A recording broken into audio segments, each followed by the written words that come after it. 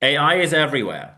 AI is omnipresent. The question is, which role does the human play here? And we have an expert on the matter with us here today. Hello and welcome, Marcus Fontoura. Hello, Niels. Pleasure to be here. Thank you very much for taking the time. We get straight into the interview. You wrote the book which talks about human agency in a digital world. Most people at the moment think, okay, is this really about humans? Because everything we see at the moment is about how to make AI more efficient, how to make it more effective, how to maybe automatize things, or maybe even replace human beings, maybe not within their job, but maybe when they retire, not get someone new on board. So, what is your take on human agency in a digital world in the times we live today? Because you're a Microsoft technical fellow, so you know from the technical side what you're talking about. What's your take on that?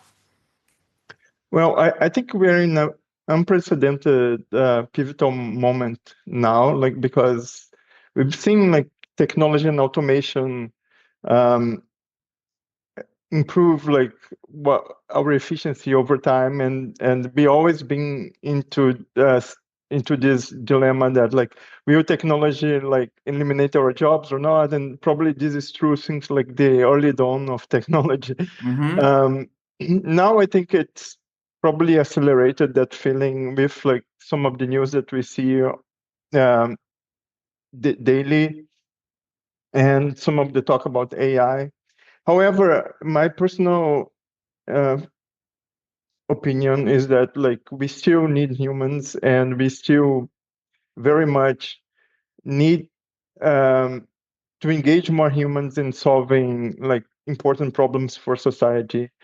And I think this is more relevant today than ever. Like we have like lots of still open problems that we like to solve, like climate change, healthcare, distribution. Um, Computers cannot do that by themselves. They cannot really Mm-hmm. solve these problems by themselves. So, and Niels, if you take a parallel to chess, right? So the chess happen like it's a field that like AI disruption happened like 30 years ago. Like in 1997, IBM beat Kasparov, that was the Yeah. reigning world champion. And you think like, oh, then we don't have role for humans in chess anymore. But that's not true. Like chess grew in popularity, and today you have more people playing chess than ever. Mm-hmm. And and we can see that in chess, like when you have humans and computers together, we can achieve more, and we can do more. The level of playing like really increase.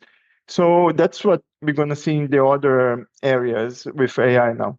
Mm, excellent. And in your book, you also talk about communication from extrasensory perception in information cascade. However, one of the chapters is also called Do Not Study. And I saw on your CV you have a PhD in computer science, so you definitely did study. What do you mean with that? What do you mean with do not study?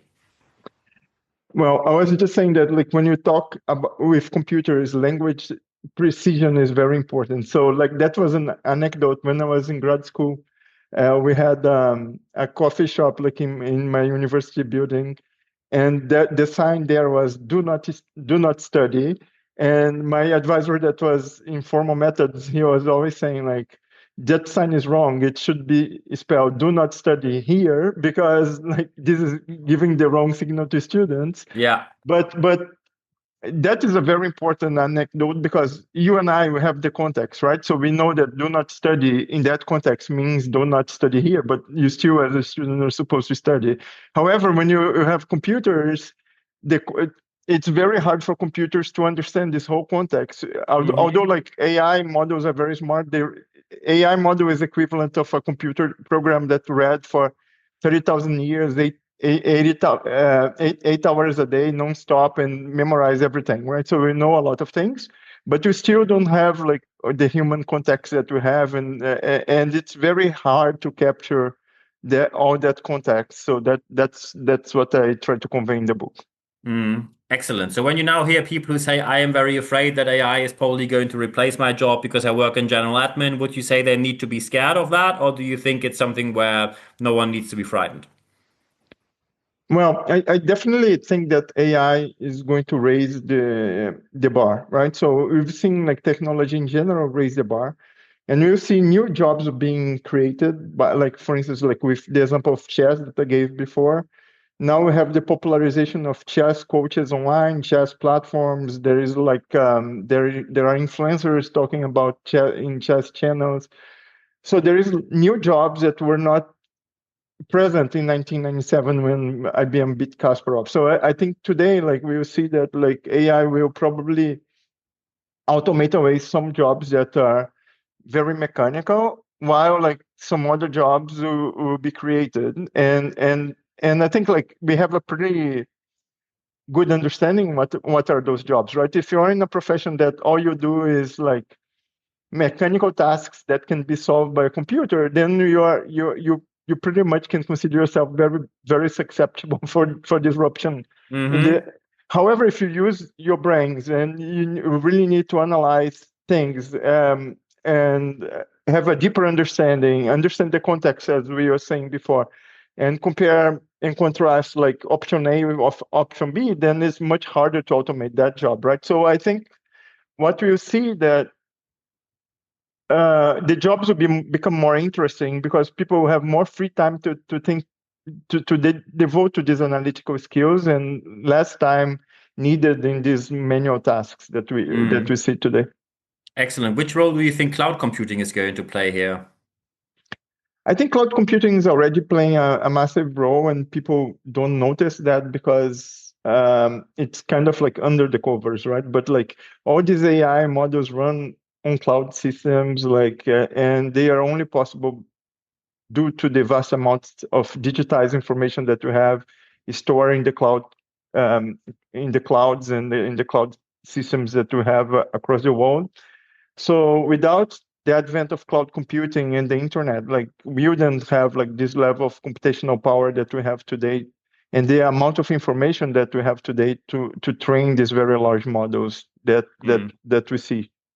Excellent. When we talk about all this AI and especially cloud computing, how do you think we're going to deal with the amount of energy we need to run this? Yeah, if you look at the US today, about 2% of the energy, the power is for data centers. If you continue the trend, it will be about 9% by the end of the decade. So like it's kind of a five-fold increase, which is like Mm, huge. And this is very much driven by this idea that like we need bigger and bigger models, right? As we said before, right? Do not study is very different than do not study here. If you want to capture all these details and all these exceptions, you need more and more parameters.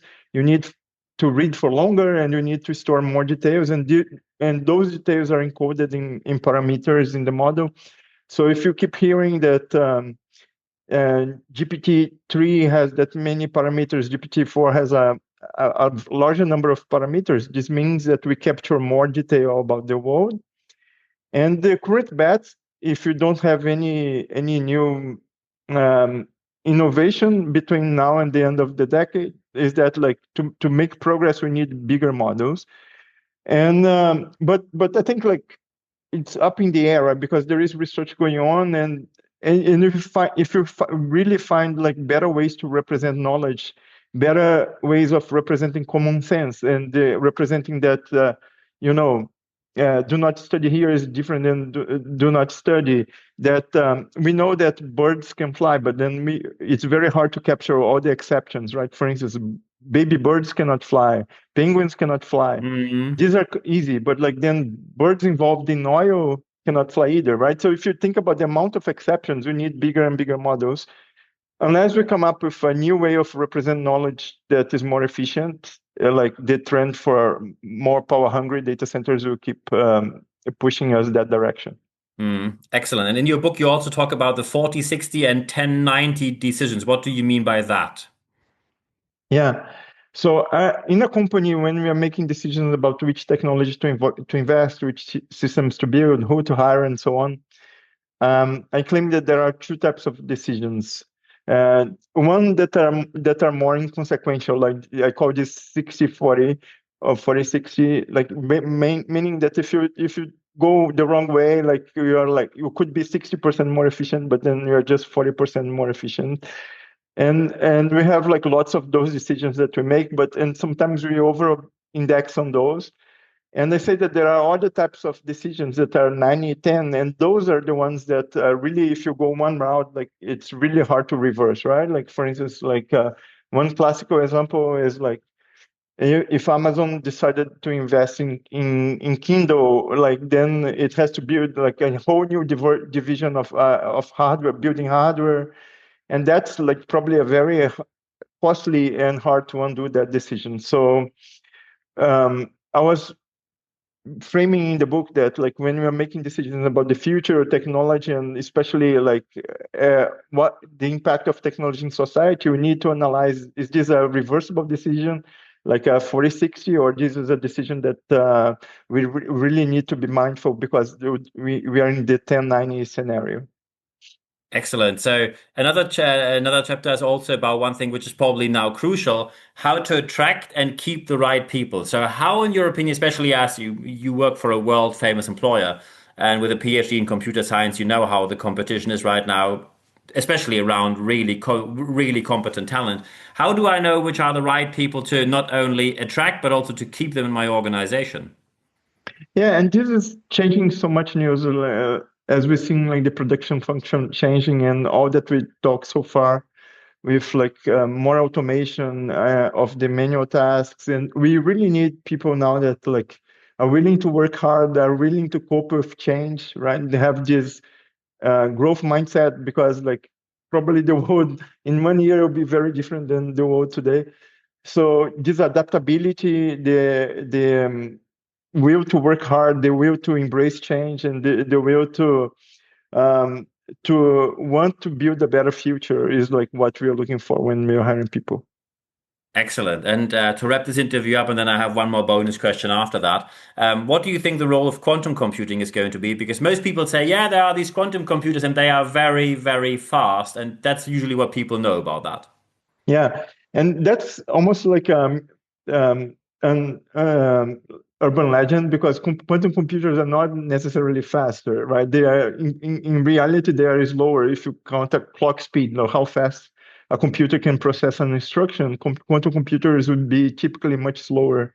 If, however, quantum computing is very different than classical computing because the types of operations that we can do in quantum computing are different. Like in a because of quantum computers, we have this in quantum mechanics. We have superposition, right? So that either in classical computers, you have a bit can be either 0 or 1, and but in quantum computers, you have a probability of being 0, probability of being 1. So then actually what we have then is a vector of probabilities. And Hmm. because of this, we can represent a lot more states.